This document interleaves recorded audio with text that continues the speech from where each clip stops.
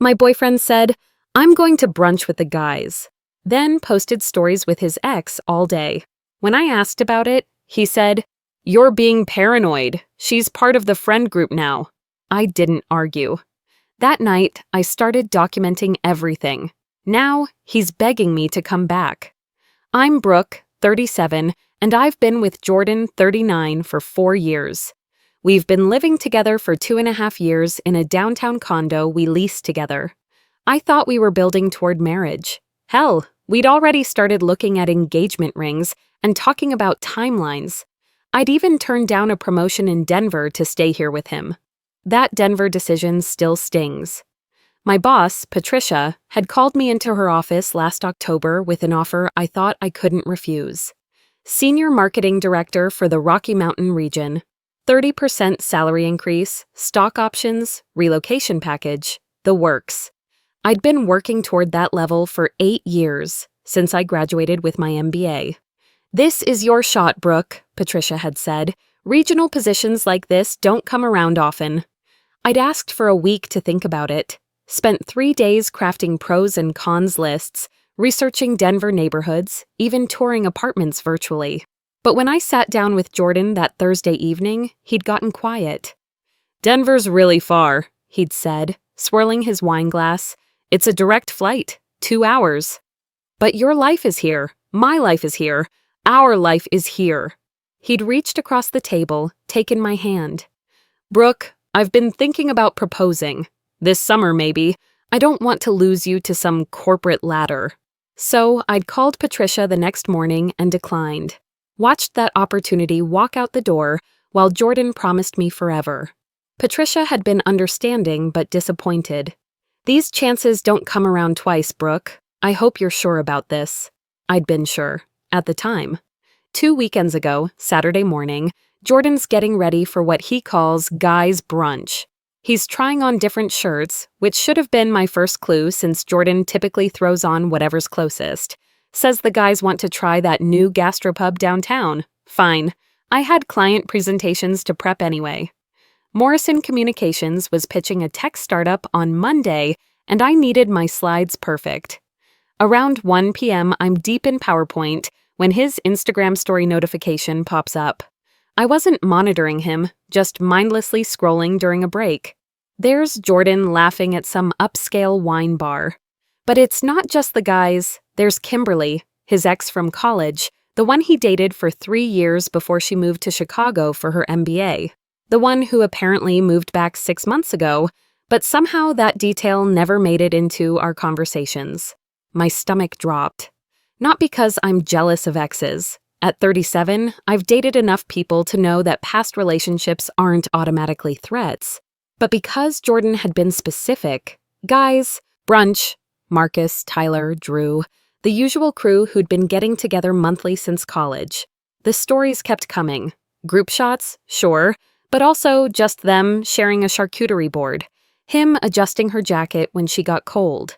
That specific kind of touching that's technically innocent, but absolutely isn't. The body language I'd seen 1,000 times in couples. The unconscious intimacy that comes from knowing someone's body. I screenshot everything, not because I'm paranoid, but because at 37 I've learned to document things that feel off. My college roommate taught me that during her messy divorce. "Screenshot first, ask questions later," she'd said. "People delete things. People lie. Screenshots don't." He gets home around 5 p.m., relaxed and happy. I'm still at my laptop, presentation slides forgotten. "How was brunch with the guys?" "Great. Marcus found this amazing Bloody Mary recipe he wants to try." "Cool. Who all was there?" He lists off names. Marcus, Tyler, Drew. Doesn't mention Kimberly. "Anyone else?" "Nope. Just the usual crew." "Why?" I show him the screenshots. His face cycles through surprise, then irritation, then that practiced look of righteous indignation I've seen him use with difficult clients. "Were you monitoring my stories?" "They're public, Jordan. Kimberly's part of our friend group now. Marcus invited her since she just moved back. I didn't think it was worth mentioning." "You literally said it was just the guys." "Because I knew you'd react like this. See? This is exactly what I'm talking about. You're being paranoid. She's just a friend now. We're adults. If you can't handle me having female friends, I let him finish the speech. The practiced words about trust and maturity and how controlling behavior destroys relationships. Words I'd heard him use on his sister when she questioned his decisions. Words that were designed to make me doubt my own instincts. Then I said, "You're right. I am being paranoid. Sorry." He looked confused but relieved, kissed my forehead. "I'm glad you see that. I'm going to shower." While he showered, I did 3 things. First, I checked our lease agreement, joint lease, but I'd been the one handling all the paperwork and correspondence with the landlord since we moved in. My credit score had qualified us for the place. Jordan's had been borderline, still recovering from some student loan issues from his 20s. Second, I texted my friend Zoe, who went through her divorce 2 years ago. Asked if she still had her lawyer's number. Zoe had been married for 12 years when she discovered her husband's affair. She'd taught me that lesson about documentation too. Third, I started documenting, not dramatically, methodically. Screenshots, dates, times. Everything I could remember about the last few months that hadn't quite added up. The late nights that had increased. The new cologne. The way he'd started keeping his phone face down during dinner. Jordan came out drying his hair. Didn't notice me closing multiple browser tabs. Just asked what I wanted for dinner. "Whatever you want," I said. "I'm easy." We ordered Thai, watched Netflix. He fell asleep with his head on my shoulder like nothing had happened. I stayed up thinking about the 4 years, the career sacrifices I'd made, the ring we'd been discussing. At 37, I don't have time for games anymore. Time feels different when you're pushing 40, more precious, more finite. At 3 a.m., I got up and started making calls. Zoe answered on the second ring. "Brooke, what's wrong?" I told her everything. She was quiet for a long time. "Honey, at our age, we don't have time for this shit. Document everything. Don't confront him yet. Trust me on this." My phone started buzzing around 8 a.m. Jordan was confused about why I'd left early for work, but I told him I had early meetings, which wasn't entirely a lie. I was meeting Zoe for coffee before work. She brought printouts. "I did some digging last night. Kimberly's married. Her husband's name is Andrew Fitzgerald. They moved back here together in January. That's when it clicked. January. 6 months ago. Right around when Jordan started having more work dinners and networking events. The timeline was starting to make sense. "There's more," Zoe said. "I know someone who knows someone who was at that wine bar yesterday. It wasn't a group thing until about 2 p.m. Jordan and Kimberly were there alone for the first 2 hours. I stared at her.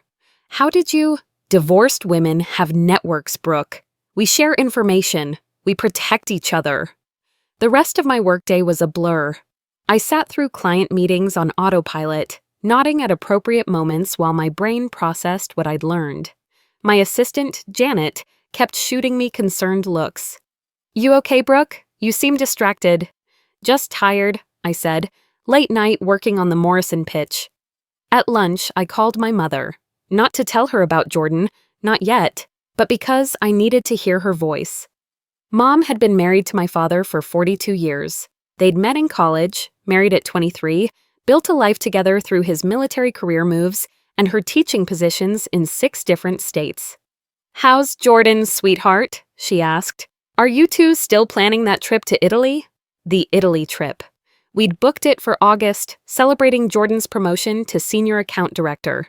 A romantic getaway to celebrate our future together. The deposit was non-refundable. "Actually, Mom, can I ask you something? How did you know Dad was the right one?" She was quiet for a moment. "That's a strange question, honey. Is everything all right?"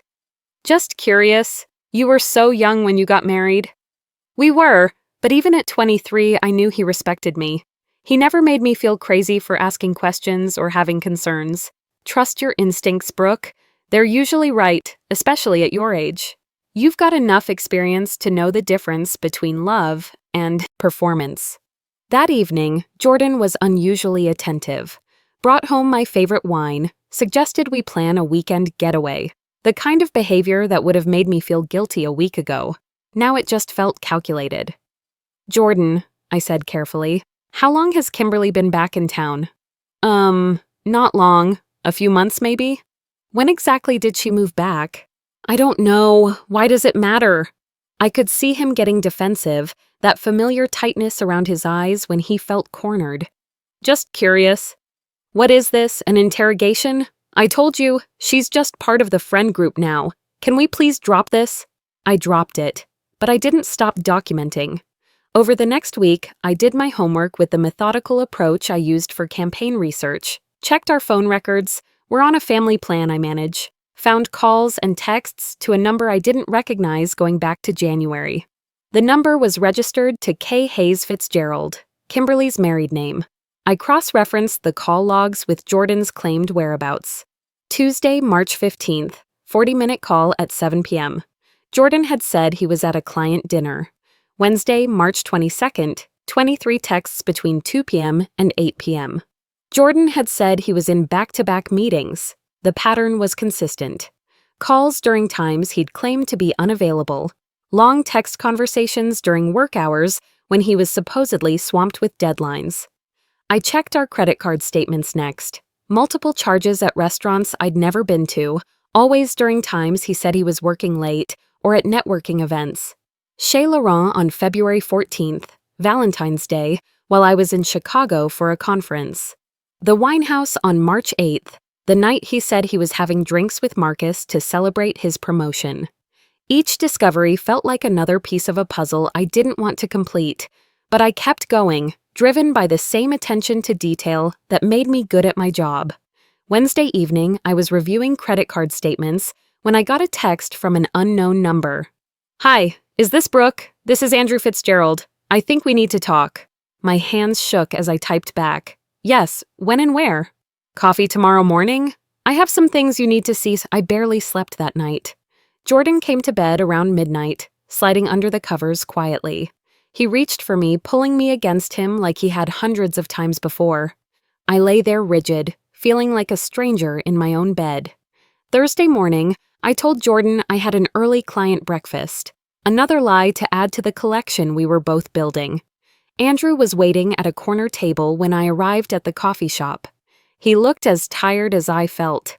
The kind of exhausted that comes from discovering your whole relationship is built on lies. Mid-40s, probably, with the kind of steady demeanor that suggested he wasn't prone to drama. "Thank you for meeting me," he said, sliding a manila folder across the table. "I found these on Kimberly's laptop. She never logs out of anything." The folder contained printouts of text messages between Jordan and Kimberly going back 4 months. Not just friendly catching up, plans to meet, promises about leaving their respective partners, photos I really didn't need to see. "How long have you known?" I asked, my coffee growing cold in my hands. "Suspected for 2 months, confirmed last week when I saw your boyfriend's Instagram stories. Kimberly told me she was at a work lunch." We sat in silence for a minute, two people who'd built their lives around partners who were building different lives entirely. "What are you going to do?" I asked. "Already done. I filed for divorce Monday. Kimberly doesn't know yet. She thinks I believe her story about working late and girls' nights." My stomach dropped. "She doesn't know you know?" "Not yet. My lawyer advised me to gather evidence first. Protect my assets. We don't have kids, thank God, but we do have property together." "Why are you telling me this?" Andrew's expression hardened. "Because Jordan's been telling Kimberly that you're just roommates now, that you're planning to break up anyway, that you're too controlling and paranoid for a real relationship." My coffee went cold as I absorbed this. "He said that?" Andrew nodded. "It's all in there. They've been planning their new life together since February. Jordan told her you were discussing breaking up anyway, that you were too focused on your career to settle down." I laughed, but it came out bitter. "Too focused on my career? I turned down a major promotion to stay here with him." "You what?" I told him about the Denver opportunity. Andrew's face grew darker as I spoke. "Jesus, he really played you." He paused. "Look, I'm not trying to hurt you more than necessary, but you need to know what you're dealing with. They had this whole narrative worked out. You're the controlling girlfriend who's holding him back. I'm the inattentive husband who doesn't appreciate what he has." I stared at the folder between us. 4 months of lies, manipulation, and gaslighting, all neatly documented. What's your plan? Divorce, obviously, but I want to make sure you're protected too. Jordan's been telling Kimberly that you don't know about the lease details, that you'd be screwed if you broke up. That was interesting. What lease details? That your name isn't on it, that he could kick you out whenever he wanted. I almost smiled for the first time in days. Actually, my name is the only one on the lease. His credit couldn't qualify us for the place. Andrew's eyebrows shot up. He lied to her about that too? Apparently, Jordan lies about a lot of things. I drove back to work in a daze, sat in my office staring at quarterly reports while my brain processed 4 months of gaslighting, manipulation, and outright lies. At 37, I've been in enough relationships to know when something's off. But I'd let Jordan convince me I was being paranoid instead of trusting my instincts. Around 3 p.m., my boss, Patricia, knocked on my door. "Brooke, you've seemed distracted this week. Everything okay at home?" Patricia and I had worked together for 3 years. She was tough but fair, the kind of leader who demanded excellence but supported her team. More importantly, she was a divorced woman who'd rebuilt her career after her marriage ended. "Actually," I said, closing my laptop, "can I ask you something? That Denver position, is it really off the table?" Patricia's eyes sharpened. "Why?" "Things have changed in my personal life. That promotion, it might be exactly what I need. The specific role is filled, but there's something similar opening in Austin. Regional Marketing Director for the Southwest. Same level, better territory actually, but I'd need to know you're serious this time." "I'm serious." That evening, Jordan was working late, or so he said. I used the time to make more calls, first to Zoe's lawyer. Explained the situation, asked about protecting myself financially and legally. Since we weren't married, it was simpler than I'd expected. The lease could be transferred to just my name if Jordan agreed to it, or I could break it and find somewhere new. "Document everything," the lawyer said. "Texts, emails, financial records. Even if you're not getting married, you want to protect yourself from any potential defamation or harassment." Second, to my parents. I'd been avoiding this conversation, but they needed to know what was happening. "Oh, honey," Mom said when I told her, "I'm so sorry, but I have to say, your instincts on the phone yesterday made sense. You were already questioning things." Dad got on the line. "Brooke, you're a smart woman with a good career. Don't let some guy make you doubt yourself. You've got more options at 37 than you had at 27. "I know, we had plans, you know? 4 years feels like a lot to throw away." "Sweetie," Mom said gently, "you're not throwing anything away. You're protecting your future from someone who doesn't value it." Third, to Jordan's sister, Casey. We'd always gotten along well, and I knew it was a risk, but I needed information. "Brooke, how are you? Are you and Jordan excited about the engagement?" My stomach dropped. "The engagement? Oh my God, did I spoil the surprise? Jordan said he was planning to propose soon. He's been asking Mom about great-grandmother's ring." After we hung up, I sat on the couch holding my phone, processing the revelation. Jordan was planning to propose while carrying on a 4-month affair with his ex. The level of compartmentalization required for that kind of deception was staggering. When Jordan got home at 11 p.m., I was in bed reading. "Sorry, babe. Client dinner ran late. You know how it is." How's the Morrison account coming along?" "Good. Really good. Should close next week." I knew for a fact the Morrison account had closed 2 months ago. I'd seen the paperwork. Another lie, casual as breathing. Friday morning, I made my decision, called Patricia, accepted the Austin position, called the lawyer, started paperwork to get Jordan removed from the lease, called a moving company, scheduled an estimate for the following weekend. That evening, Jordan suggested dinner out. Somewhere nice. He was nervous, kept checking his phone. I realized he was planning to propose, tonight, while his affair partner was probably waiting for him to text about how it went. At the restaurant, he ordered champagne, started talking about our future, about building something beautiful together, reached into his pocket. "Brooke, these 4 years have been incredible. You're the most amazing woman I've ever known, and I can't imagine my life without you." Jordan, I interrupted gently, I need to tell you something. He paused, confused. The ring box was halfway out of his pocket. I got offered a promotion. In Austin. I'm taking it. His face went through several expressions: confusion, disappointment, then something that looked almost like relief. What? When? We haven't talked about this. I'm talking about it now. I leave in 3 weeks. But we have plans. We were going to... Were we? Because from where I'm sitting, it seems like you've been making different plans entirely. He fumbled for words. I don't understand. Is this about Kimberly again? Brooke, I told you... I pulled out my phone, opened the folder of screenshots Andrew had shared, set it on the table between us. February 14th. Can't wait until we don't have to hide anymore. February 28th. Brooke's working late. Come over. March 15th.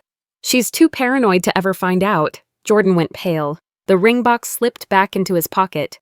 Where did you get those? Andrew Fitzgerald is a very thorough man. Did you know he's filing for divorce? Jordan's hands were shaking now. Brooke, please, let me explain. There's nothing to explain. You've been lying to me for months, making me feel crazy for trusting my instincts, planning a proposal while planning your exit. It's not what it looks like. It's exactly what it looks like. The only question now is whether you're going to make this easy or difficult. He chose difficult. Over the next 2 weeks, Jordan tried everything. Promises to cut contact with Kimberly while continuing to text her, according to Andrew's updates. Threats to fight me on the lease until my lawyer shut that down quickly. Manipulation tactics about wasting 4 years, and my biological clock, and how I'd never find anyone else at my age. That last one actually made me laugh. Jordan, I'm not afraid of starting over at 37. I'm afraid of wasting any more time on someone who thinks so little of me. The most pathetic attempt came on a Tuesday evening. I was packing my office supplies when Jordan walked into the living room with a printed itinerary. I booked us a trip to couples therapy in Napa. Weekend intensive. It's supposed to be amazing for rebuilding trust. I looked up from my box of marketing awards. You want to rebuild trust by taking me to wine country where you probably took her? His face went red. I never took Kimberly to Napa. But you thought about it. He didn't deny it. The final straw came when he showed up at my office with flowers and a speech about working through our issues. In front of my colleagues, in front of Patricia. Jordan, you need to leave. Now. Brooke, please, just listen. I know I messed up. But 4 years, I looked around at my coworkers pretending not to stare. At Patricia hovering nearby, clearly uncomfortable. At Janet, my assistant, who'd seen me build this career from entry-level analyst to senior manager. Security, I called to the front desk. I need someone escorted out, please. Jordan's face went through shock, then anger. Fine, but don't come crawling back when you realize what you threw away. That evening, Jordan was gone when I got home. Most of his things, too. He left a note on the kitchen counter. I hope you're happy. You destroyed 4 years because you couldn't trust me to have female friends. Kimberly was right about you being controlling and paranoid. Good luck finding someone else who'll put up with your trust issues. I called Zoe. It's over. Good. How do you feel? I looked around the condo. Our condo. My condo now. The silence felt different than it had 2 weeks ago. Not empty. Peaceful. Free, I said. The Austin move went smoother than I expected. My new position as regional marketing director came with a 28% salary increase and equity options. Better than the Denver role I'd given up. The company put me up in corporate housing for the first month while I apartment hunted. South Austin turned out to be perfect. Walkable neighborhoods, great restaurants, the kind of city energy I'd forgotten I missed. I found a 1-bedroom loft in a converted warehouse, exposed brick and huge windows. Nothing like the beige suburban aesthetic Jordan had preferred. My first week, I joined a hiking group that met Saturday mornings at Zilker Park. Professional women mostly, ages 30 to 50, the kind of supportive network I hadn't realized I needed. Sarah, a 42-year-old architect who'd moved to Austin after her divorce, became my first real friend. The best revenge, she said over post-hike coffee, is building a life they could never imagine for you. Jordan tried to reach out a few times in the first month. Apologies, explanations, promises. I didn't respond to any of it, changed my number, blocked him on social media, instructed my Austin HR department that no personal calls should be forwarded to my work line. 6 weeks in, I got a LinkedIn message from Jordan. A long, rambling apology about how he'd made a mistake, how he was sorry, how he wanted to try again, how he'd ended things with Kimberly and was ready to commit fully to our relationship. I blocked him on LinkedIn too. 3 months after the wine bar Instagram story, I was settling into my Austin routine when my phone rang. Casey, Jordan's sister. "Brooke, I know you probably don't want to talk to me, but I thought you should know. Kimberly called off her divorce. She and Andrew are trying to work it out. Jordan's been staying on Marcus's couch for 6 weeks. He keeps asking if I've talked to you." "How's he doing?" I asked, surprising myself with the question. "Honestly, not great. I think he's finally realized what he lost. He keeps talking about the ring, about how he had everything planned." "Casey, can I tell you something? He was planning to propose the same week I found evidence of a 4-month affair. That's not love. That's compartmentalization." She was quiet for a long time. "I know. Mom knows too. We're not proud of him right now." The conversation stayed with me for days, but not in the way I expected, not with sadness or regret, but with relief. Jordan's consequences weren't my responsibility anymore. His choices, his mess, his couch surfing reality. Last month, I started dating Spencer, a 42-year-old sustainable architecture consultant I met through the hiking group. He's nothing like Jordan, quieter, more thoughtful, secure enough to ask direct questions instead of manipulating situations to get information. When I told him about Jordan, he listened without trying to fix anything or reassure me that not all men are like that. "Your instincts were right," he said simply. Trust doesn't mean ignoring red flags. It means finding someone who doesn't give you red flags to ignore. The difference is profound. Spencer doesn't make me feel paranoid for asking questions or crazy for trusting my gut. When he says he's meeting friends, he tells me who and where. When he's running late, he texts. Basic respect feels revolutionary after Jordan's gaslighting. Last week, Zoe visited Austin for a marketing conference. We had dinner at my favorite restaurant downtown, catching up on our new lives. "You look different," she said. "Younger, like you dropped 10 years of stress." I dropped 185 pounds of dead weight. "Jordan weighs 185? Close enough." We laughed, but I knew what she meant. The constant vigilance was gone.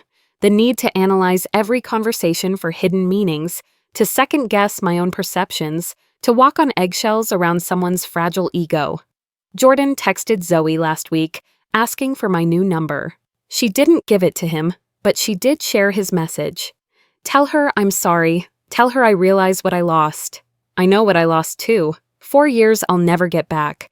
A version of myself that was smaller, more accommodating, willing to ignore my instincts to keep peace. But I also know what I found: self-respect, boundaries, and the confidence to trust my gut even when someone's trying to convince me I'm wrong. At 37, I'm not starting over. I'm starting better.